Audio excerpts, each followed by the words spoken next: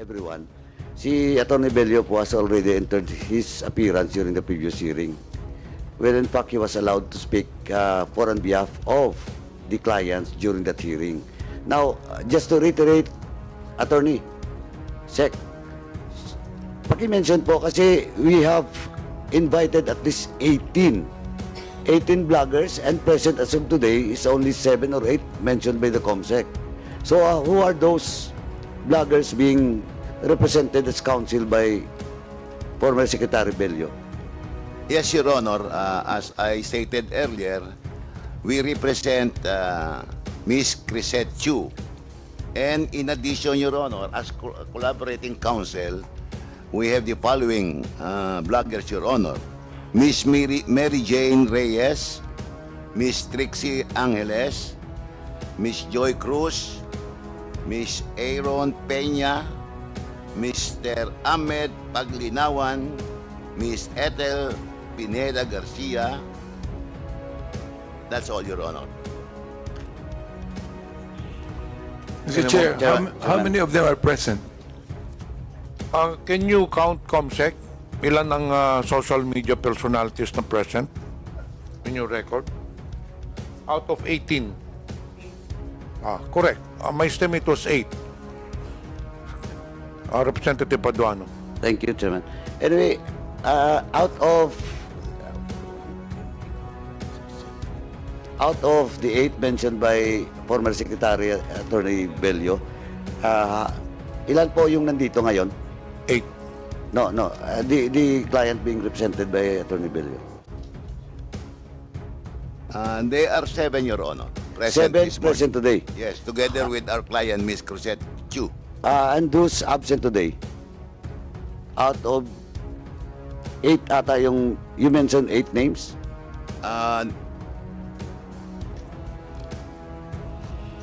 In addition to our client on record, Ms. Chu, Your Honor, we are collaborating with the counsel, with their counsel, Attorney Gonzales. They are only 6 present this morning, Your Honor. And who are those absent today?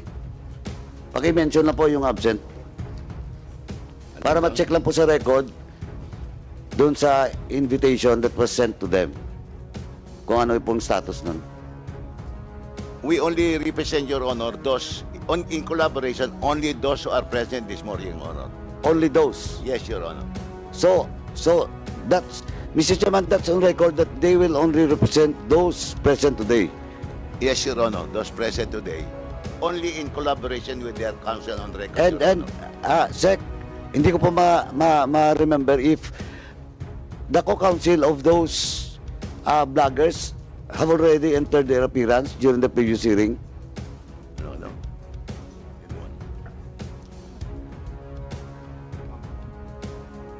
Your Honor, our recollection is only to our counsel, our client on record, Ms. Chu.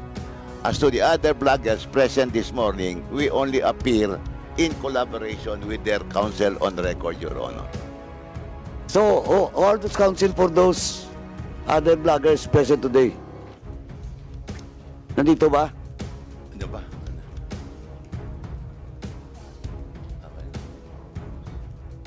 Ito si Juan. Si Ethel. Now, I mentioned already Dr. Ethel Pineda and MJQ Reyes. And also with Attorney Trixie Angeles, Your Honor. And Ahmed Paglinawan, Your Honor. We mentioned that earlier. I understand there are 7 names you mentioned, but what I'm asking is there a co-counsel for these bloggers na nandito ngayon? Wala, Your Honor. You only represent them? Yes, Your Honor. Wala kaming ano. Only those present this morning ang nire-represent namin only in collaboration with the recorded counsel, Your Honor. Okay, thank you, Mr. Chairman. But anyway, Chairman, just for the record, with regards to all those invitees and those also, and those resource persons that was issued a show cause and subpoena, we'll discuss it later, Mr. Chairman, for the status of all those resource person that was issued show cause orders and subpoena. I don't know if Ms. Creset actually wrote something about me. No, I don't remember doing that. I don't remember her saying things against me. Have you ever made statement against me, Ms. Creset, at one time? I'm not sure, sir, but I'm sure I've been hurt by some of the things that the quadcom during the time of Mr. Chair, you said you have been hurt. Yes, Why sir. are you hurt? Because Are you the ones being investigated? Why are you hurt? no, sir, because I'm a supporter, and I just want to be honest, No. sir. It's not, Mr. Chair, what I'm saying is this: you are not being investigated. I'd like to ask a question. Why are you hurt? Sir, Mr. Chair, I will just answer honestly. For example, if you are a supporter of a certain politician, as I'm sure your supporters in your district in Manila know, if somebody you love or support is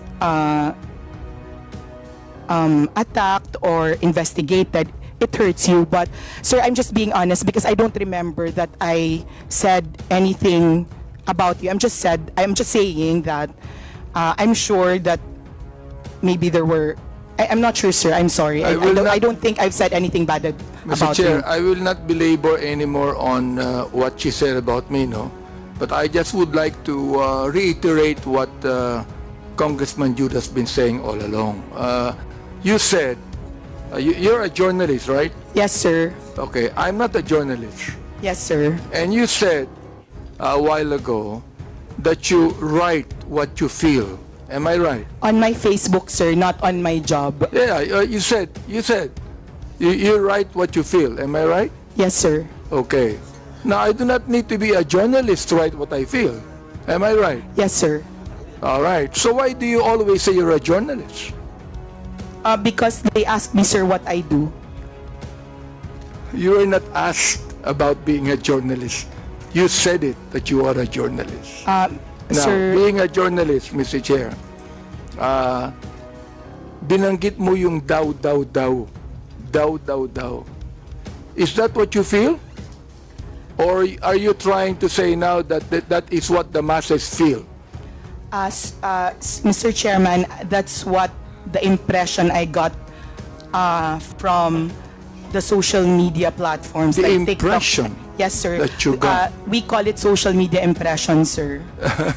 Well, I'm quite ignorant with the social media impression, Mr. Chair. But what I'm saying is this.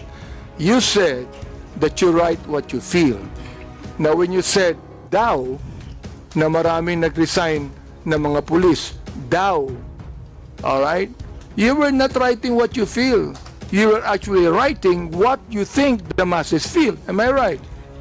Sir, in the first part of the sentence, yes, sir. And then the second part of the post where I had my own opinion, it was what I felt, sir.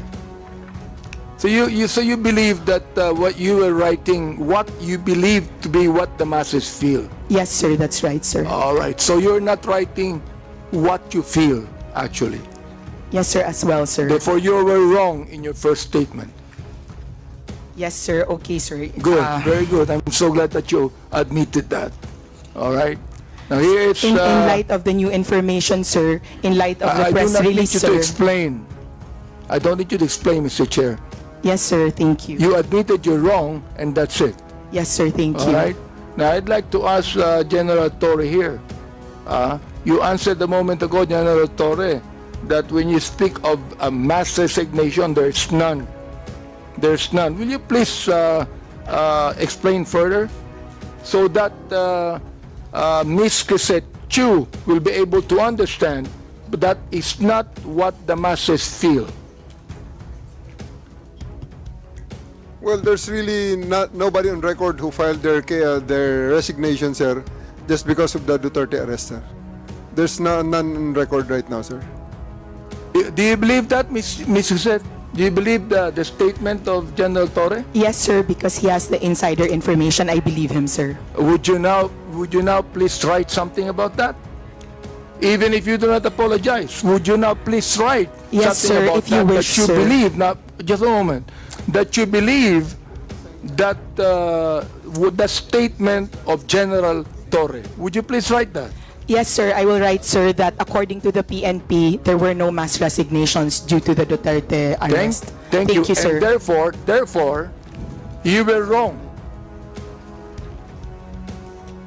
Yes or no? Yes, sir. Okay. Thank you very much for admitting that again.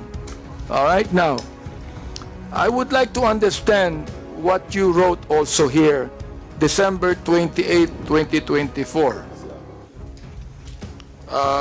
I have the copy here, and the picture. I was actually asking my colleagues here, who is this lady in that picture, and I was told that this is the daughter of the former president. Now, you said, yung anak ka ng presidente, kapatid ka ng VP, mayor at congressman, pero kailangan mo magbenta ng deodorant sa TikTok with matching actual application of deodorant sa kilikili mo because sayang ang pera para may pambili ka ng luho. Samantalang ang anak ng mga congressman lang na kung sino-sino nag-aaral abroad sa Europe at Switzerland at walang alam sa buhay, akala hardworking lang ang kanilang mga magulang. I would like to understand this. I would like to understand what you feel about this. Now you tell us right here in this committee, anong ibig sabihin nitong impression na ito? Mr. Chair, respectfully, I would like to say that there are many congressmen whose children live lives that are far beyond what their salin of their parents have. Well, Mr. Chair, to inform Ms. Creset that I have 3 children and they never went to Switzerland to study. Yes, sir. Not you. Okay. It's not you, sir. All right, not me. Yes, so sir, not therefore, you. who are you referring to?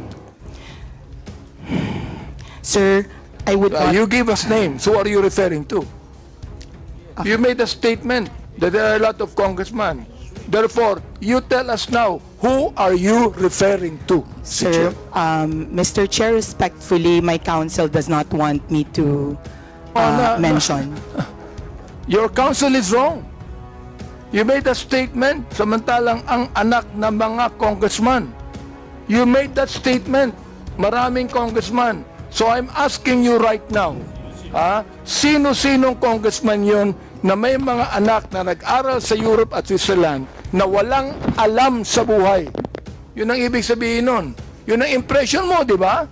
Alright, you tell us now. Because that is not only an impression, Mr. Chair. She is telling us something that she believed to be true. Your Honor, as counsel for resource person, Mr. Chair, does the council have the right to speak in this committee? The council should wait for the chair to recognize you. Representative Abante first. Right, I'd like to find out because look, nung sinabi mo, ang mga anak ng congressman lang na kung sino-sino nag-aaral abroad sa Europe at Switzerland at walang alam sa buhay. That is not only writing what you feel. It is writing what you know.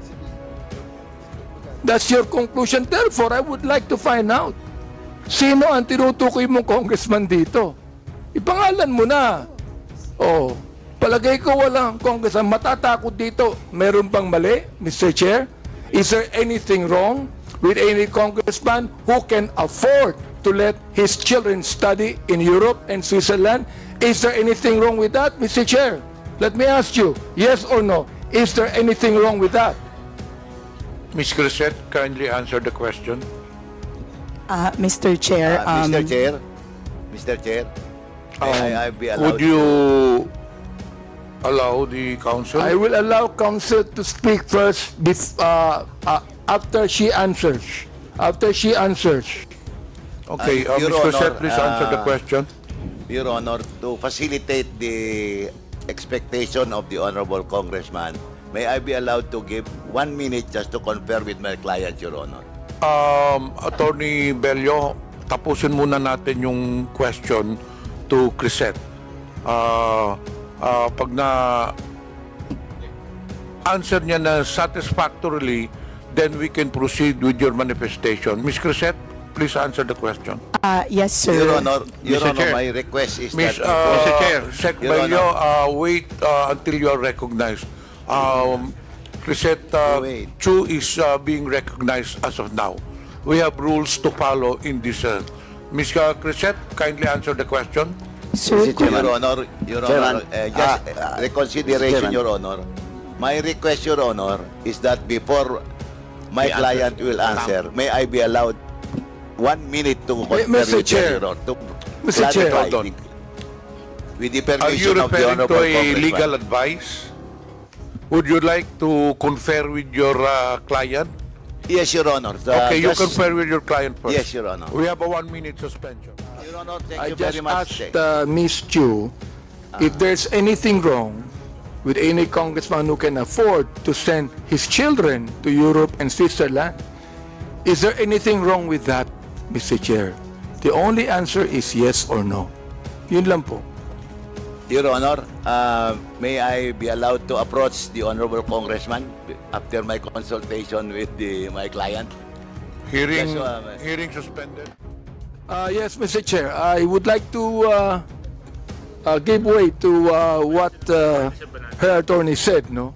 And again, I would like to ask Ms. Chu to respond according to how her attorney advised her.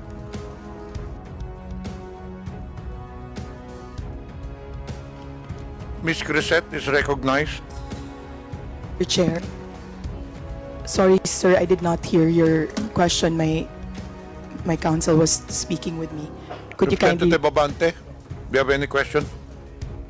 Yeah, I asked you a question a moment ago, and your lawyer conferred with you. So I agreed with what your lawyer said, and your lawyer said that it's just a matter of oversight, and you're willing to apologize. So please do it now.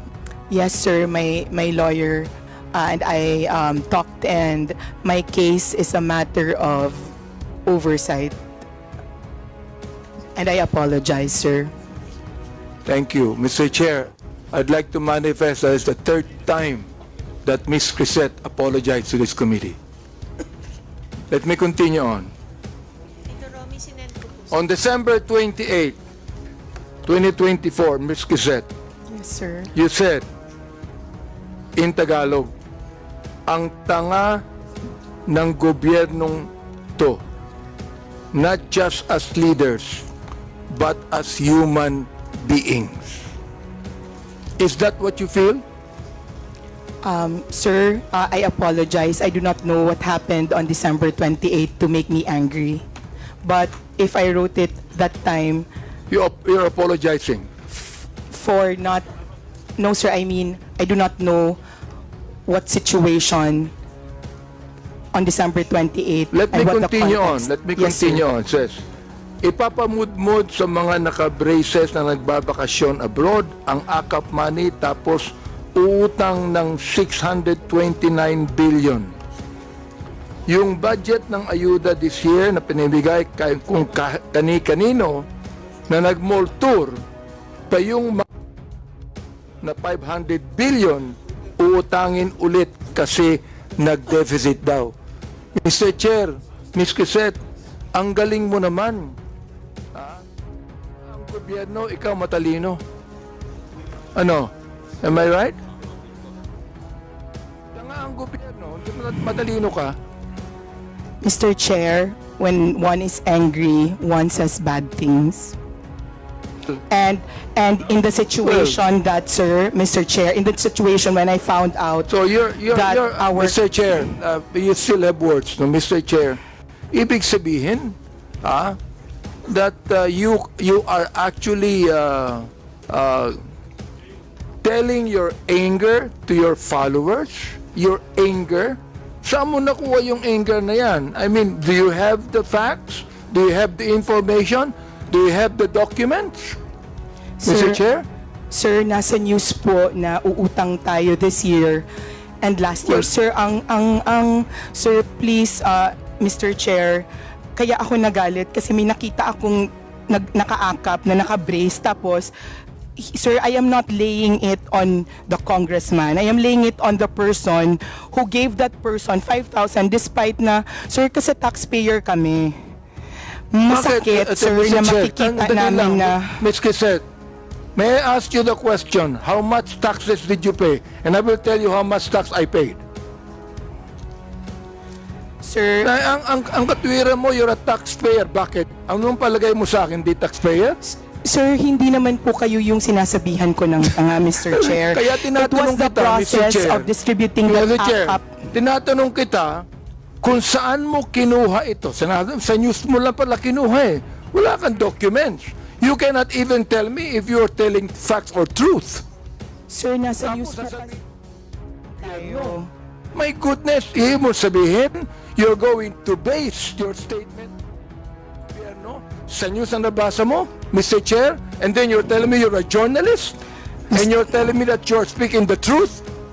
Mr. Chair, respectfully po, those are my feelings. Kasi binamigay natin yung pera Therefore, sa if that's your feeling, Mr. Chair, I demand that you apologize to this committee. I will apologize, Mr. Chair, for my bad words or for...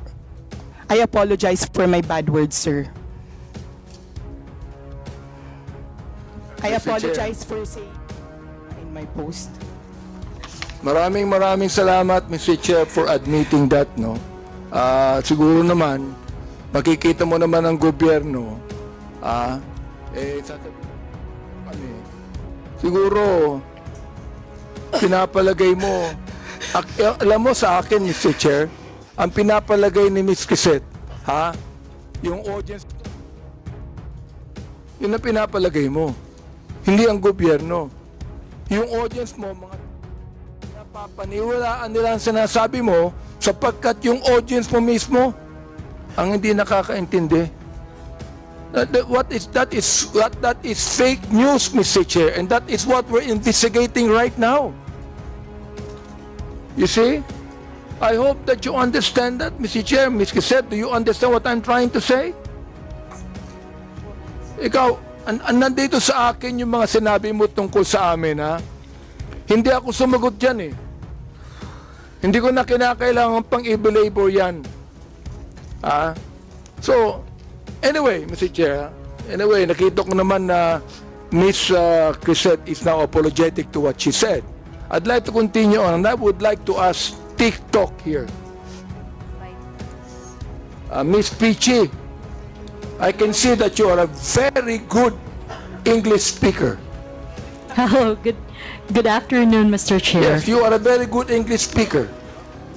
Are you an American or a Filipino? Bisaya ko, sir. Yun. Bisaya pala.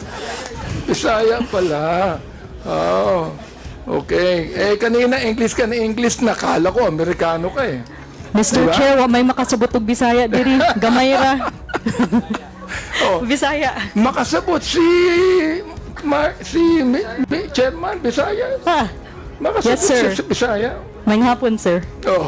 Maayong hapon po. May hapon. Okay, Representative Abante. Mr. Chair, I'd like to ask you a question. Who owns TikTok? Mr. Chair, ByteDance is the parent company of TikTok. Who? ByteDance. ByteDance. Yes, Mr. Chair. Where is that located? What's the ByteDance. headquarters of ByteDance? I believe, Mr. Chair, the headquarters of ByteDance is in China. In China. Yes, Mr. Alright, Chair. ByteDance in China. I heard that ByteDance has connection with the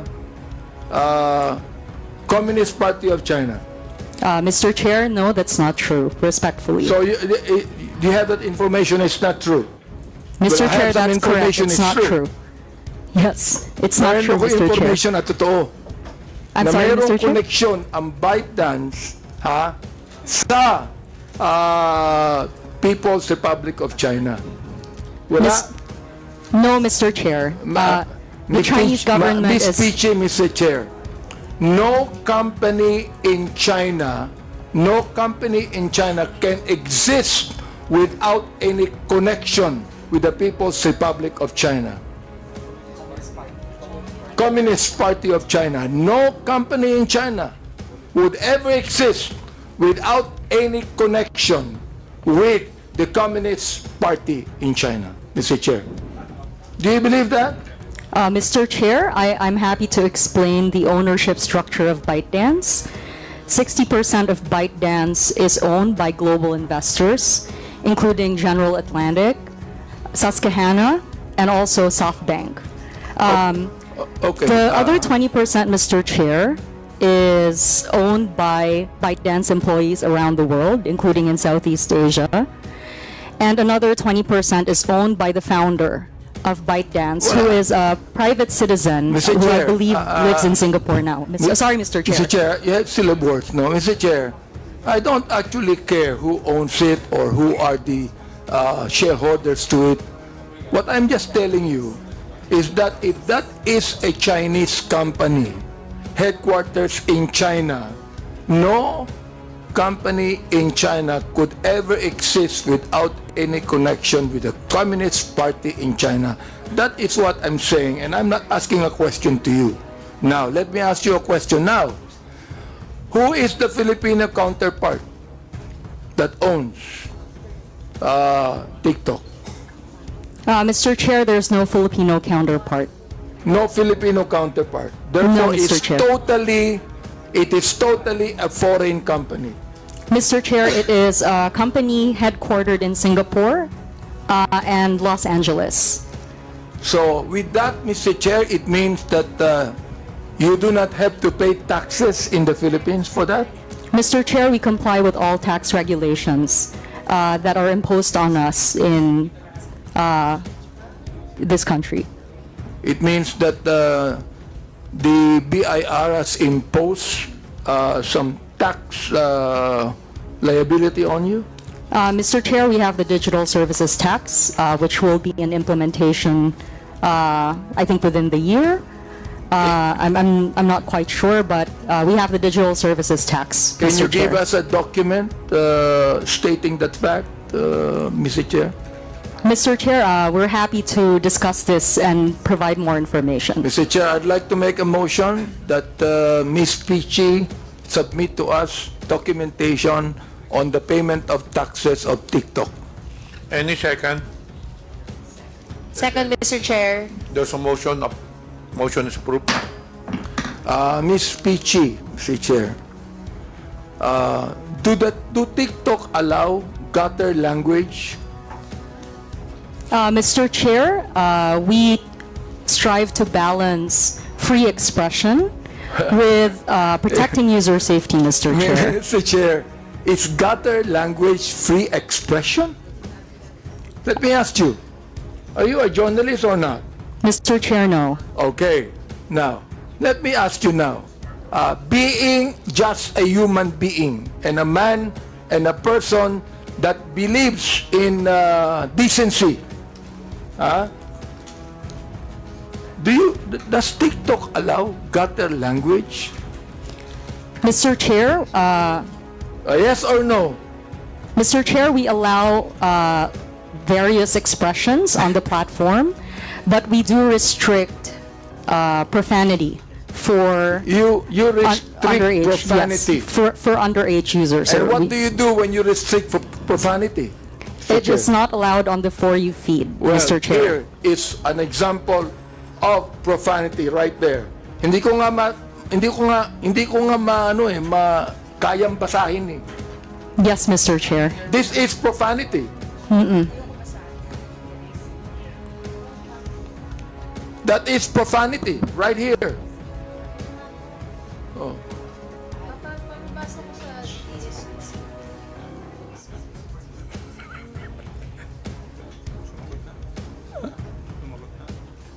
Di ba?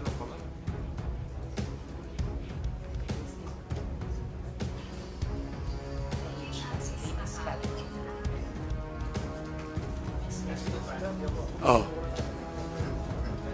you said that you do not allow, you restrict profanity, Mr. Chair. And this is profanity right there.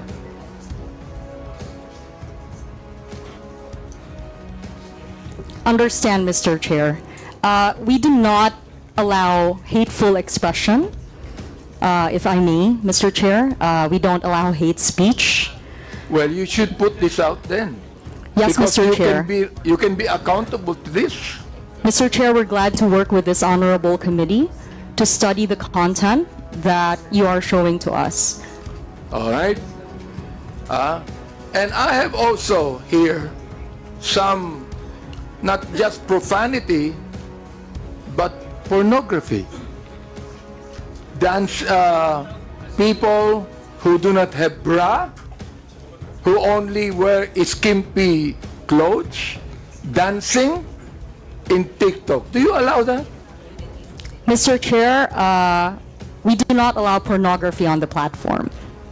Now, do you consider a woman without any bra at all, and you could be able to, it's now, tinatawag natin na wala nang naiwan sa imahinasyon. Eka nga, ano? Oo. Yung bang mga babae na nagsasayaw dito at naka-bikini o meron dito hindi ko na makita eh. You said you don't allow that. Here, for example, this one here. Ayan. Oh. Nakikita you. You don't allow that. That's pornography, am I right? Mr. Chair, we're happy to once again work with this honorable committee to study the content that you're presenting to us Well, I'm so glad. so that Mr. we can Chair. coordinate. I'm so glad. Oh, kasi alam nyo, hindi ako sanay sa TikTok eh. Ngayon ko lang talaga tiningnan itong maigi. Hindi. Ayan, tulad yan. What do you call this? Is that right there? Hindi naman, sexy lang eh. Sexy lang? Sexy lang. Sexy lang. Hindi. There's nothing left in the imagination dito eh. Meron naman. Wala na. Once you like a certain Yes. magawa siya. Pero I'd like to ask my colleagues if they're agreeing with me or they're agreeing with TikTok.